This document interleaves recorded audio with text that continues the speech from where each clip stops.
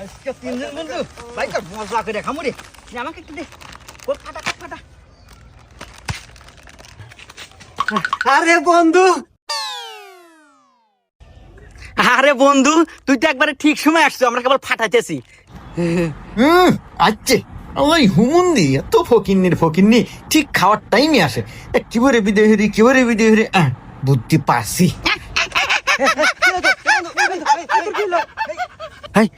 এই তোর কিলো রে, এই কিলো এ বন্ধু তাতে তো পানি নে। আচ্ছা আমি পানি আনতেছি।